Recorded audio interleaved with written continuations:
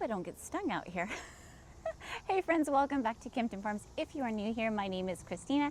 I'm a wife, a mom, a full-time healthcare worker, and I run a microbakery from my home right here in Southern California.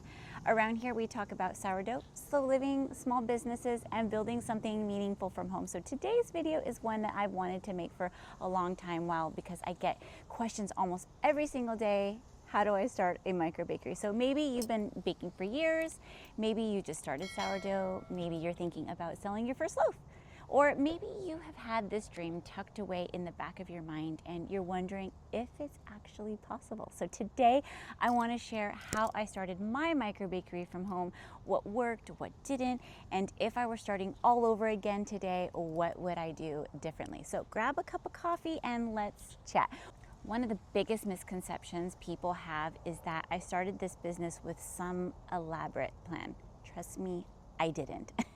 There wasn't a 5-year roadmap. There wasn't a business proposal. There wasn't a giant investment. None of that. Honestly, there wasn't much of anything except curiosity.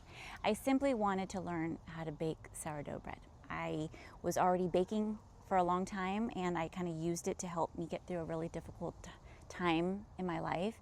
And I wanted to channel that. And that's where this entire journey started. So it was not with a business, not with a bakery, not with a dream of like becoming this entrepreneur. It was just bread. And I think that's important because people often look at a finished business and assume like it started that way. And most of businesses, they don't.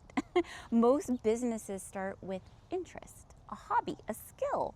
Right? So it starts with like curiosity, something that slowly grows into something bigger. And that leads me to the first question I hear all the time. Do I need professional training to start a microbakery? My answer is no. I didn't go to culinary school. I don't have a baking degree. I wasn't trained by some professional baker. Everything that I learned came from practicing, studying, asking questions, making mistakes, and trying again. Now, that's not to say education isn't valuable. It absolutely is. But don't let a lack of formal training convince you that you're not capable. The internet has made learning more accessible, more now than ever. Books exist, videos exist, classes exist, communities exist. And honestly, one of the greatest teachers is experience. Every loaf teaches you something. Every batch teaches you something. Every mistake teaches you something. And the next question people ask is, what should I sell first? And my honest answer is always the same. One thing, not 5 things, not 10 things, one thing. Master one product first. I think one of the biggest mistakes people make is trying to build like an entire bakery menu before they have customers. Like they want sourdough, they want cookies, they want focaccia, cinnamon rolls, whatever it is, muffins, bagels. And before long, they are completely overwhelmed. So instead of becoming known for something, instead become known for something. For me, it was sourdough. One product, one skill, one customer at a time. Because once you master one thing, expanding becomes so much easier. Now, eventually your menu may grow. Mine certainly did, but in the beginning, simplicity is your friend. And speaking of beginnings, let's talk about money, because this is usually where people get nervous. How much money do I need to start a microbakery?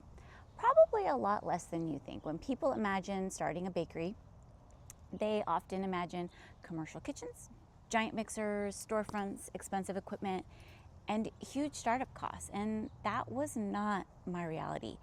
I started in my home kitchen. I had a scale, I had a few basic tools, flour, starter. Oh boy, we're gonna have to move. And a willingness to learn. That's really it. Could fancy equipment make things easier? Absolutely. But don't confuse helpful tools with necessary tools. Those are two very completely different things. And I think sometimes people spend years waiting until they can afford the perfect setup. Meanwhile, someone else starts with what they already have and gains years of experience. So if I could go back and tell myself one thing, it would probably be this. Start before you feel ready. Seriously, because readiness is often an illusion. So the next question I hear all the time is, how do I find my customers? And honestly, this might surprise you. I didn't find my customers. I built a community. There's a difference. I wasn't focused on selling. I was focused on sharing. I shared my journey. I shared what I was learning. I shared my success, my failures. I shared the process. And over time, people became invested in the journey. People want connection. They want authenticity. They want to know the person behind the bread. I am not an interesting person, I promise you, but I think that's especially true today. People aren't just buying products, they're buying trust. They're buying relationships.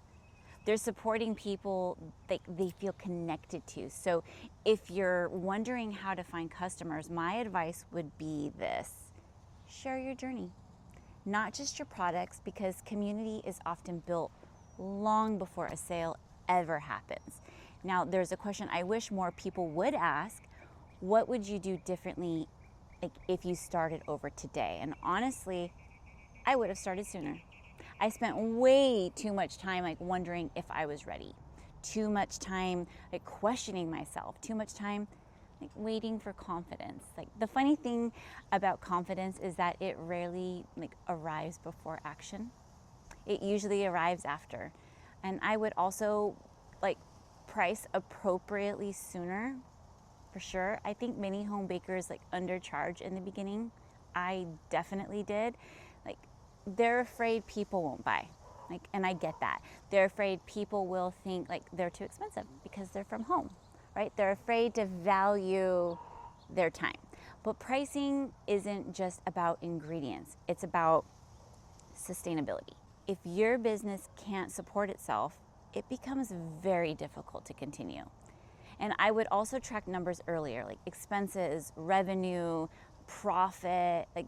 Data isn't exciting, but it matters. And perhaps most importantly, I would trust myself sooner, because looking back, I was far more capable than I realized. Maybe some of you need to hear that too. You may be far more capable than you think. Now, another question I get asked constantly is, can I really do this while working a full-time job? Absolutely, yes, because that's exactly what I did, and I still do. I work a full-time job in healthcare. I'm a wife, I'm a mom, I have responsibilities outside of the bakery. This business wasn't built because I suddenly had endless free time. It was built on in the margins, right? Early mornings, late nights, weekends, small pockets of time, one step at a time. And I think that's encouraging, because so many people assume they need to quit everything before they begin. And you really don't. You can build slowly, intentionally. You can build responsibly. You can grow as your skills and confidence grows. So that's actually how many successful businesses begin. Not with a leap, but with a series of small steps. And that's really the message I want to leave you with today. And I think people often assume there's some secret formula, there's a B right here, some hidden strategy, some shortcut. But after all these years, I realized most microbakeries are built the same way. Ordinary people deciding to begin. Ordinary people learning a skill. Ordinary people serving their communities. Just ordinary people refusing to quit. That's it. There's nothing flashy about it, nothing magical, just consistency, showing up, learning, growing, improving, just one day at a time. And really, that's how most meaningful things are built, not just bakeries, gardens, businesses, families, dreams, just lives, just one small step at a time, really. So if you're sitting there wondering whether or not you can do this, I hope today's video encourages you, because if there's one thing I've learned, it's that ordinary people are capable of building extraordinary things. Thank you so much for spending part of your day with me. And if you enjoyed today's video, I would love for you to subscribe and join us. And if you're on your own baking journey, let me know down in the comments where you're at. I would love to hear your story. Until next time, keep learning. Bye, friends.